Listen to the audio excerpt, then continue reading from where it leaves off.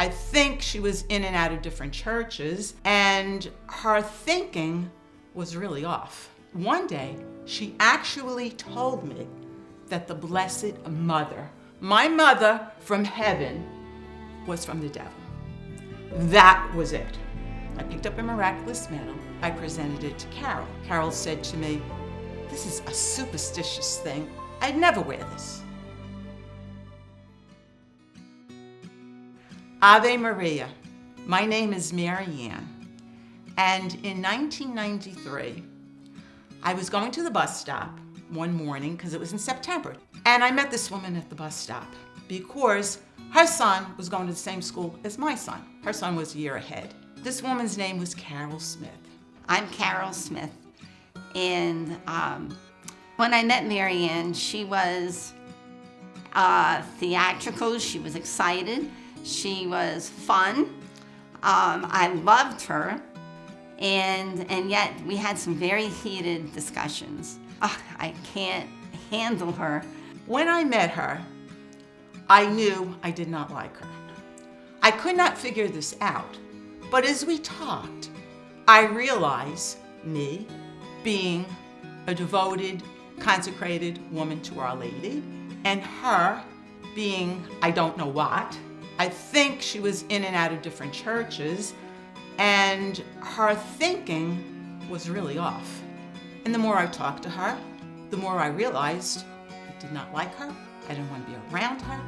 And one day, she actually told me that the Blessed Mother, my mother from heaven, was from the devil. That was it. I went home, and my husband was sitting on the couch in the living room, and I said to him, "Paul, can you please pray with me? Because if you don't say the rosary or something with me, I'm going to go down the street and punch this woman right in the face." I didn't mean to be disrespectful to Our Lady, but in the Protestant church, Our Lady is not mentioned at all. It's considered idolatry, bringing in Our Lady, because all the focus is on Jesus. So I went upstairs, slammed my bedroom door, went on my knees, and started to pray to our mother. I was telling her all the awful things, like she didn't know, that the woman down the street was telling me. And I heard distinctly from Our Lady, "No, you're to become friends with her. You are going to tell her about the Catholic Church. You're to tell her about my son, and she and her family will enter the church."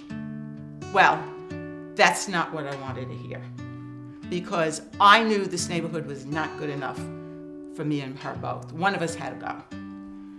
But thought about it, and I said, "Well, this is from Our Lady.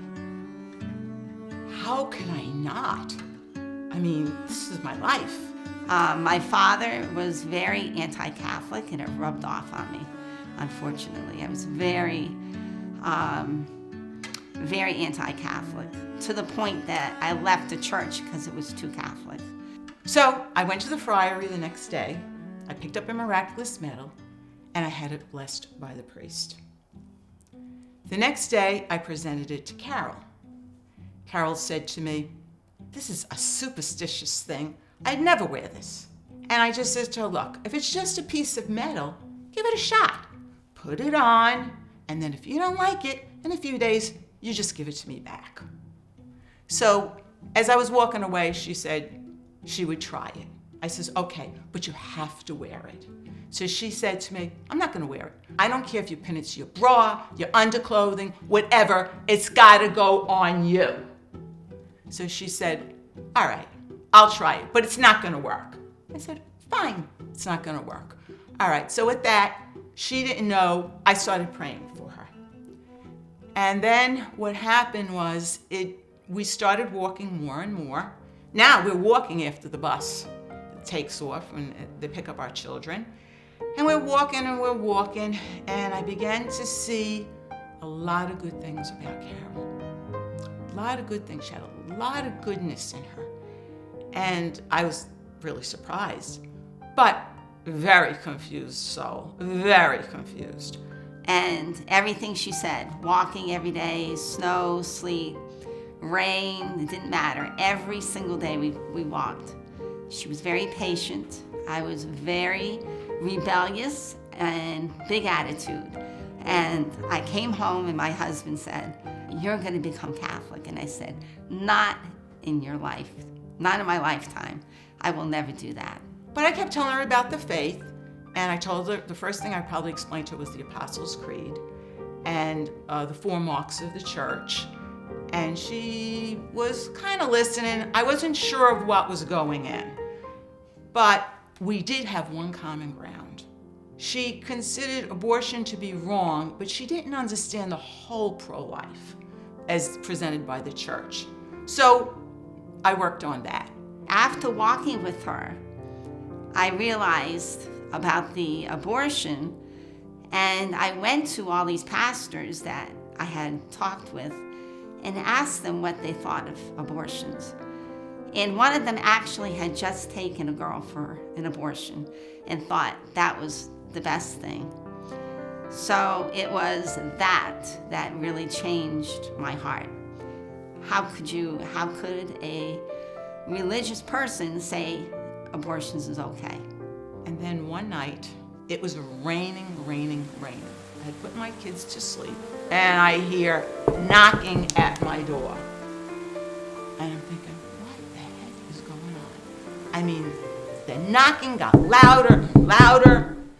I go to answer the door, and who's at the door? Carol Smith. I looked, and I was like, in my brain, I was like, do you know what time it is? Are you crazy?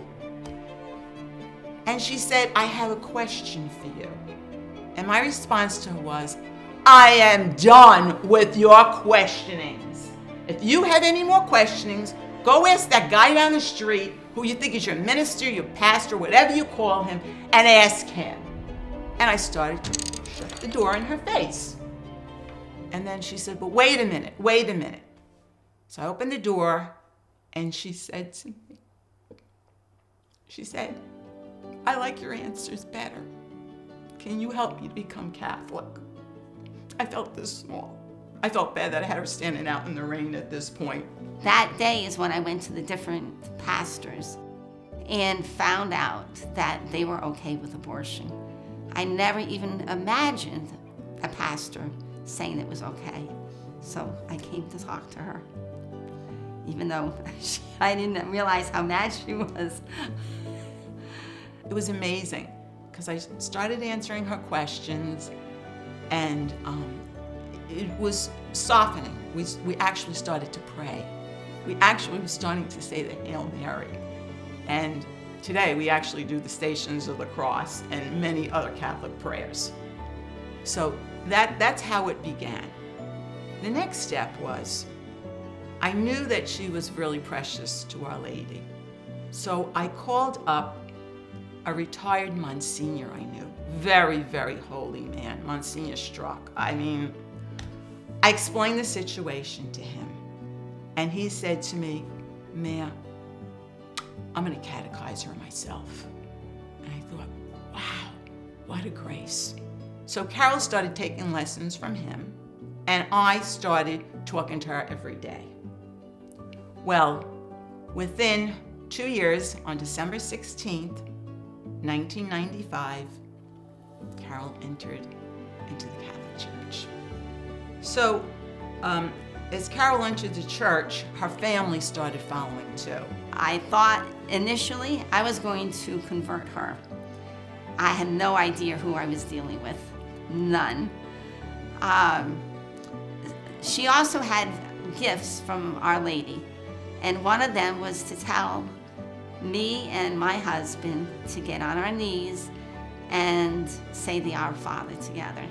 And that very night, my son, who was 5, he was upstairs. Mike came running up and he said, "Can we say prayers?"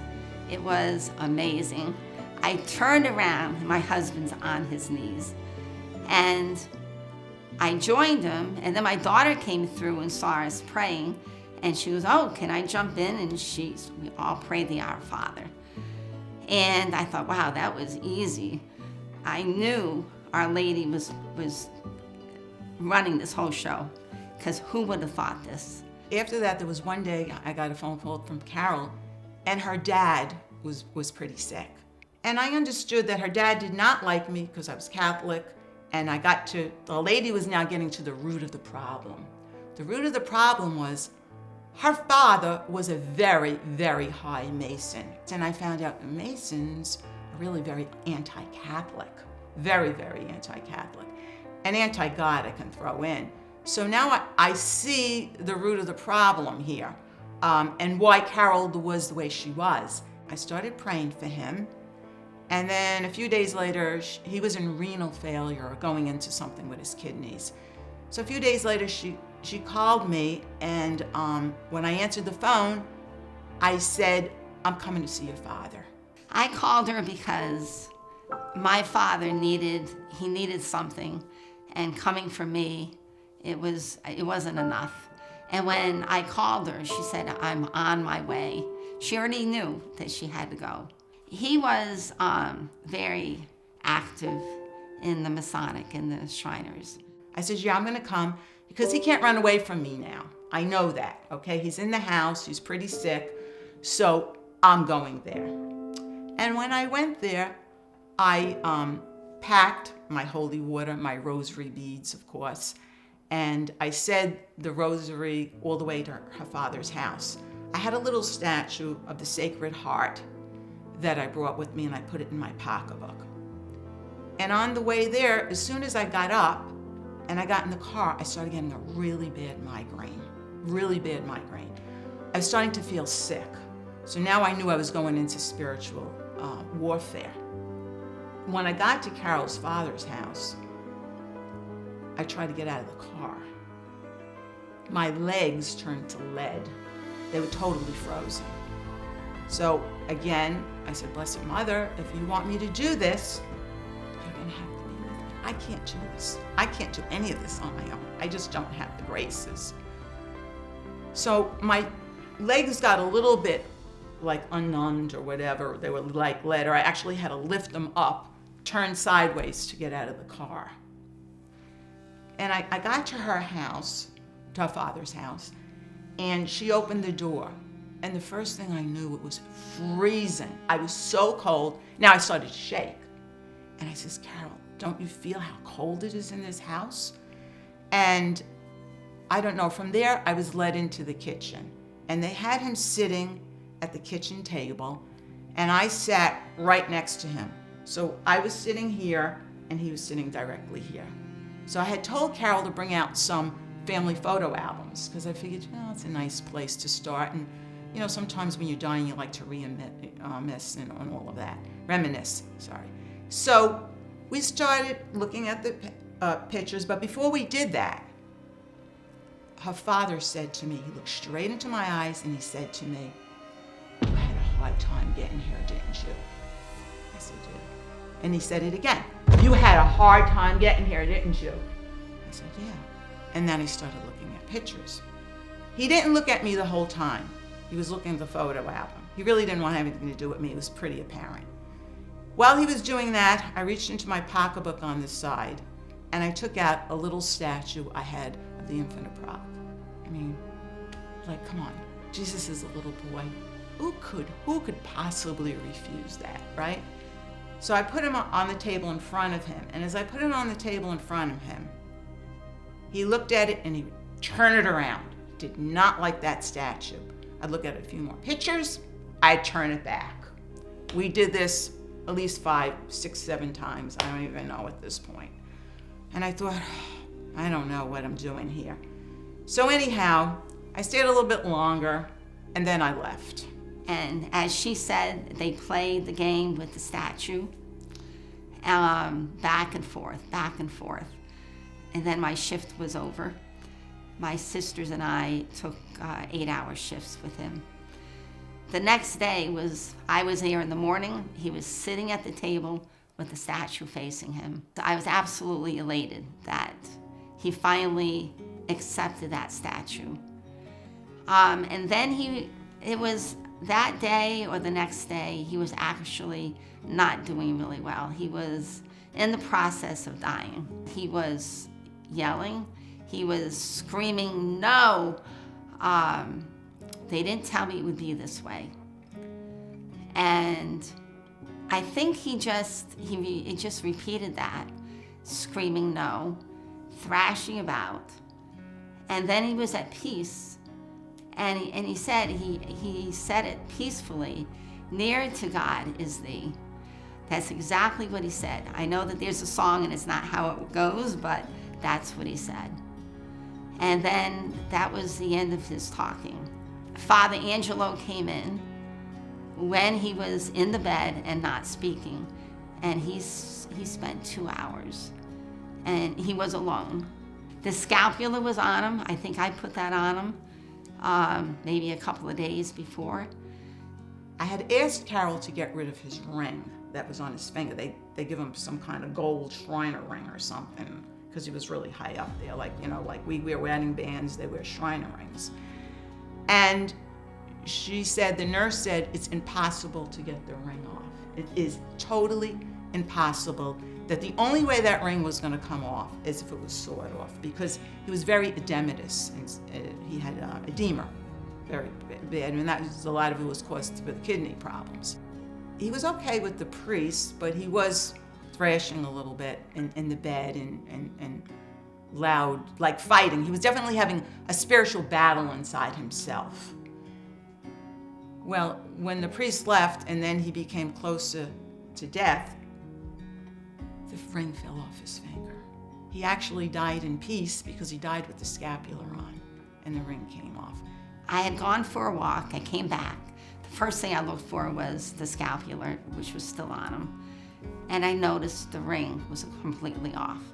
It must have fallen off because I checked with my sister. It was intact. And it must have just fallen off. But I felt elated that he passed away with no attachments to the Shriners. It was just his wedding band. And I just felt at peace with that.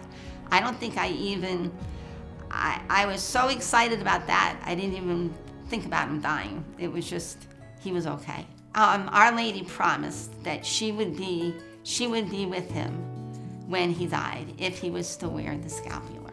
And that's all I knew at that time. And he was washed away with that other stuff, with the Shriners.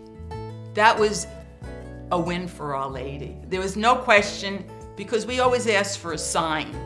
And that was a sign that her father was okay.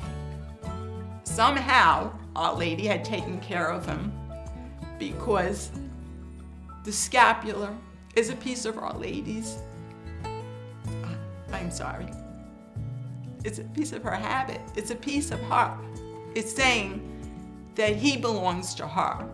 And she saying, that's my soul.